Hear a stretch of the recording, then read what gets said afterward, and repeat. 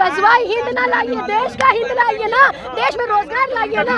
अरे देश में महिलाओं की हितैषी नहीं हूँ मैं, पुरुषों की भी हितैषी हूँ। दोनों को इंसाफ मिलना चाहिए, हर जगह इंसाफ हो, अपने ऊपर कुछ नहीं। 15 रुपए का मेडल है, उसको वापस करनी। 15 रुपए के मेडल की वो अहमियत क्या जाने, वो मेडल कितनी मेहनत से आया होगा। आप सोचिए कितने जज्बे से हर नागरिक खड़ा है इस बेटी के साथ। ये जो सोचते हैं ना, नैरेटिव सेट करते हैं, ये क्या करते हैं, हिंदू मुस्लिम का नैरेटिव सेट करते हैं। तो ये नैरेटिव चलने वाला नहीं, और बहुत दिन तक के ये धर्म की राजनीति खत्म होती है। और अगर हम बात करें विकास की, तो विकास कुछ हुआ नहीं, विकास नहीं बकवास हुई है।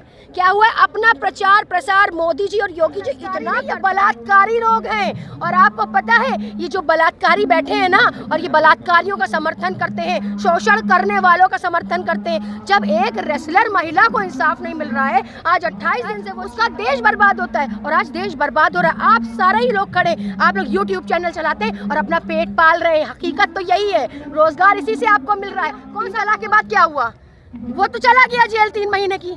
बच्चे का पालन पोषण, पत्नी का पालन पोषण नहीं, ये नोटबंदी का ऐलान नहीं, ये ब्लैक मनी को वाइट करने का ऐलान है।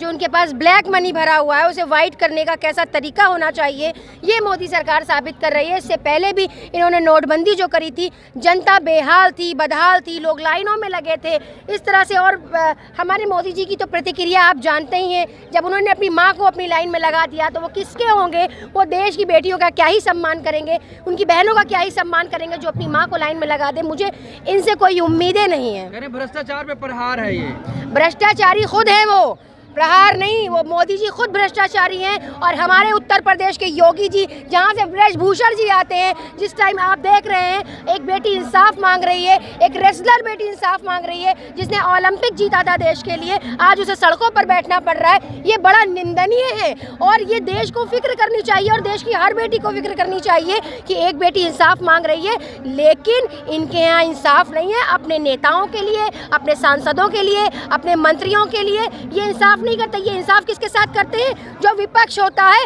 उसके घरों पे बुलडोजर चलाते हैं, उसकी प्रॉपर्टी को ढाते हैं, ढूंढते हैं, ये ढूंढते हैं दूसरों को, अपने ऊपर कुछ नहीं। 15 रुपए का मेडल है, उसको वापस करनी। 15 रुपए के मेडल की वो अहमियत क्या जाने, वो मेडल कितनी मेहनत से आया होगा। आप सोचिए कितने जज्बे से आया होगा, कितने हौसले से आया होगा। लेकिन ये जो ब्रजभूषण है ना, ये ब्रजभूषण शोषण, इसका नाम ब्रज शोषण होना चाहिए, भूषण नहीं, शोषण होना चाहिए। सांसद हैं तो क्या है, कुर्सी पे हम ही तो बैठा है, नौकर है जनता के।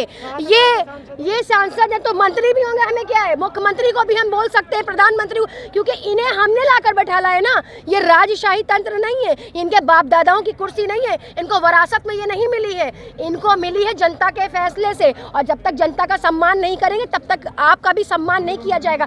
और वैसे भी हम उस कुर्सी का सम्मान करते हैं ना, हम इनका सम्मान नहीं करते, क्योंकि हमने इनको चुन के बैठाला है। सम्मान तो कर रहे हैं कि अगर जो मैं दोषी पाया जाऊंगा तो फांसी पे लटक। देखिए ये झूठी मूठी बातें हैं, पॉस्को लगने के बाद भी गिरफ्तारी नहीं है, इसका मतलब ये अपनी मनमानी मनमर्जी चलाते हैं। आपको पता है इनके बलात्कारी, इनके यहाँ जो रेपिस्ट हैं, इनके जो मंत्री हैं बड़े बड़े, वो रेप करते हैं और उनको मालाएं पहनाई जाती हैं, उन्हें फूल पहनाए जाते हैं। इनके यहाँ इंसाफ का कोई नहीं, इंसाफ ये दूसरों के लिए करते हैं, ये दोहरा कानून चलाते हैं। इनके पास 2 कानून है, विपक्ष के लिए, जनता के लिए अलग कानून, अपने नेताओं के लिए, अपने सांसद के लिए, मंत्रियों के लिए अलग कानून। ये दोहरी राजनीति कर रहे हैं। 1 महीना होने वाला है धरना प्रदर्शन का।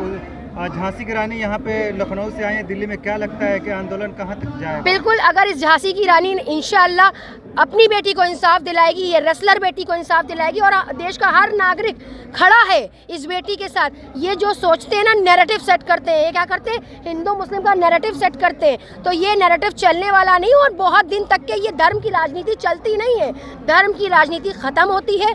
और अगर हम बात करें विकास की, तो विकास कुछ हुआ नहीं, विकास नहीं बकवास हुई है।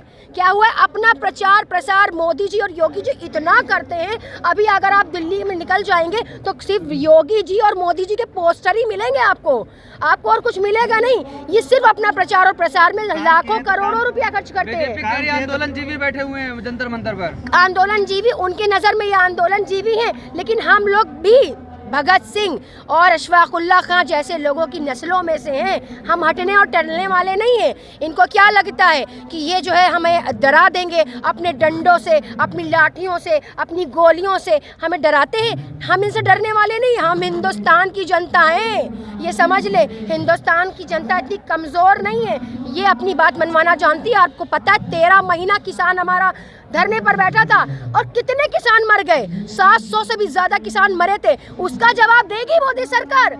मरने वालों का जवाब देगी? क्या उनकी जिंदगियां वापस ला पाएगी? क्या उस बीवी का सुहाग वापस ला पाएगी? क्या उस माँ की औलाद को वापस ला पाएगी? किसी बहन के भाई को वापस ला पाएगी? 700 से भी ज्यादा वहाँ पर लोग मरे थे। मेरी तपस्या में कमी रह गई थी। उनकी तपस्या भंग हो चुकी है, उनकी कोई तपस्या नहीं है। वो कहते हैं, वो झूठी झूठी बातें करते हैं, राम राज, बजरंग बली। अरे भगवान का नाम लेके बदनाम करते, शर्म नहीं आती?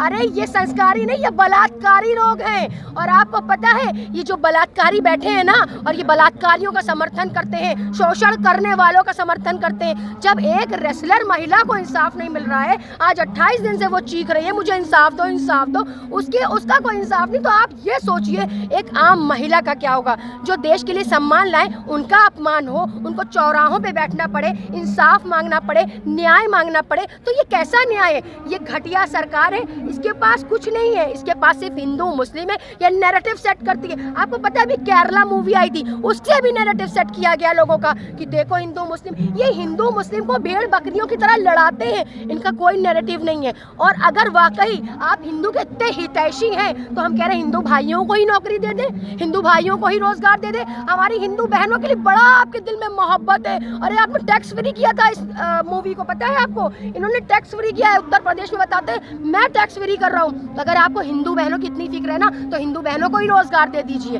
अरे छोड़िए, सब छोड़िए, डीजल पेट्रोल हर चीज महंगा है, आदमी तरस रहा है। घर देके, बच्चे देके, रोजगार देके, बच्चों की शिक्षा देके, क्या है आने वाली जनरेशन का भविष्य? कुछ भी नहीं है, अंधकार में जा रहा है। जो धर्म की राजनीति करता है उसका देश बर्बाद होता है, और आज देश बर्बाद हो रहा है। आप सारे ही लोग खड़े, आप लोग यूट्यूब चैनल चलाते हैं और अपना पेट पाल रहे हैं। हकीकत तो यही है, रोजगार इसी से आपको मिल रहा है। कौन सा आपको मोदी जी ने रोजगार दे दिया? कौन सा योगी जी ने आपको रोजगार दे दिया? जवाब दे। राशन दे के काहिल बना रहे।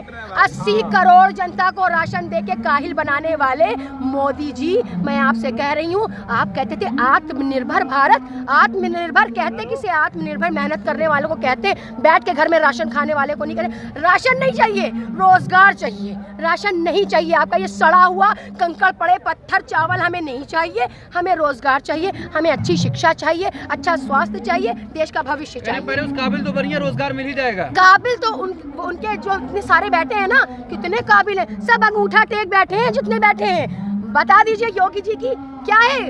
योगी जी जो पास में असिस्टेंट खड़ा करते हैं ना, वो IAS IPS होता है। एक IAS IPS आपके हाथ जोड़े खड़ा है, 5वां क्लास पास होंगे मेरे ख्याल से। मैडम सदियों चला आ रहा है। हाँ, ये तो सदियों से, यही तो खत्म करना है, यही चीज तो खत्म करनी है। जब तक युवा, पढ़ा लिखा युवा इन कुर्सियों पर नहीं बैठेगा, देश का भविष्य सुधार नहीं सकता। जब अंगूठा टेक बैठ जाएंगे आके, तो उनको कुछ पता ही नहीं होगा। जो IAS IPS आपको बता देगा, जो डेटा लाकर दे देगा, आप पढ़ लेंगे। आपको तो इंग्लिश भी पढ़नी नहीं आती है ठीक से। आप लोग तो चुनते हैं। अरे हम लोग चुनते नहीं है, ये खुद से चुन के आते हैं। अपने EVM चुन रहा है। अब EVM ना, इस पे डाके डाले गए, EVM की चोरी हो रही है, डाके डाल रहे हैं। और ये कहते हैं, और ये जो इनके यहाँ जो महिलाएं हैं ना, आपको पता है वो स्मृति ईरानी का नाम तो सुना ही होगा। जब सिलेंडर महंगा हुआ था तो सिलेंडर पे बैठ गई थी मोहतरमा आके। आज सिलेंडर के दाम कितने ऊंचे हो गए, दिखाई नहीं दे रही हैं। और एक बेटी इंसाफ मांग रही है। अगर वाकई भाजपा ये कहती बेटी बचाओ बेटी पढ़ाओ और महिला सशक्तिकरण की बात करती है जो बीजेपी, आज वो बीजेपी की जितनी भी महिलाएं वो यहाँ कहाँ है, कहाँ दिखाई दे रही? अरे आप अगर पार्टी के उससे ना आती, महिला के उससे आती ना, अरे चाय वाय पे देखिए जीत हार, ये तो बीजेपी ने लाया। देखिए 3 तलाक, 4 तलाक, 5 तलाक। अरे देश का भविष्य सुधारो ना, किसी के पर्सनल मैटर में घुस के उसको नहीं सुधार सकते। देश में रोजगार चाहिए, नहीं, ये पर्सनल था। अच्छा ठीक है, 3 तलाक लिया, मान लीजिए आदमी ने, 1 मिनट, 3 तलाक ले लिया, 3 तलाक के बाद क्या हुआ?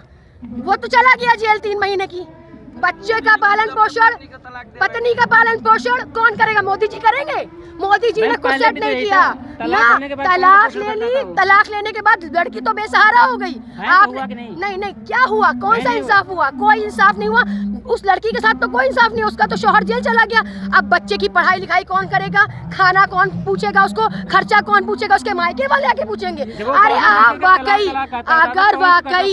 सच में अगर मुस्लिम बहनों के हितैषी होते तो आप 2000 माहाना मुस्लिम लड़कियों के लिए बांध देते। तलाक देने के बाद उसके शौहर जब जेल चला जाएगा तो माहाना 2000 रुपए उस औरत को मिलेंगे जिसका तलाक हुआ है। तब था इंसाफ मुस्लिम बहनों के साथ। ये इंसाफ किया है आपने? इंसाफ नहीं किया। इसमें मर्द की भी गर्दन फंसाई है आपने और औरत की भी फंसाई है गर्दन। ठीक है, ये तलाक वलाक का मसला हल ही नहीं है, इसका कोई हल ही नहीं है। अभी आप हैं अपनी बीवी से आप लड़के, अगर पता है आप निर्दोष हैं, पर आपको तभी दहेज के मामले में अगर अंदर फेंक दिया जाए तो आप तो निर्दोष है ना। तो इंसाफ तो महिलाओं के साथ, पुरुषों के साथ, दोनों के साथ होना चाहिए। एक के साथ इंसाफ नहीं है, इंसाफ दोनों के साथ होना चाहिए। मैं सिर्फ महिलाओं की हितैषी नहीं हूँ, मैं पुरुषों की भी हितैषी हूँ। दोनों को इंसाफ मिलना चाहिए, हर जगह इंसाफ होना चाहिए। सपोर्ट कर दीजिए। क्यों बीजेपी का सपोर्ट?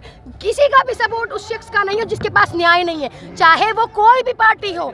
हम किसी पार्टी के हितैषी नहीं है, हम एक आम नागरिक है और आम नागरिक बनकर ये बोलते हैं कि इस देश में इंसाफ खत्म हो गया, लोकतंत्र खत्म हो गया। लोकतंत्र का मर्डर है, हत्या है, ये हत्यारे हैं एक नंबर के। और ये बाबा भीमराव अम्बेडकर की मूर्तियों को जलाते हैं, उनके पर कुल्हाड़ियाँ चलवाते हैं और कहते हैं ये इंसाफ नहीं, ये गॉडसे की औलाद है, ये गॉडसे की औलादे हैं। ये जो 4-5 तड़ी पार जो अमित शाह बैठा है ना, ये कहता है महिला निकल जाए तो उसके वो सेफ है। अरे एक रेसलर महिला तो सेफ हो नहीं पाई, जो कुश्ती में लोगों को पछाड़ देती है, जो कुश्ती में लोगों को पछाड़ देती है वर्ल्ड लेवल पे। हमारा जो क्या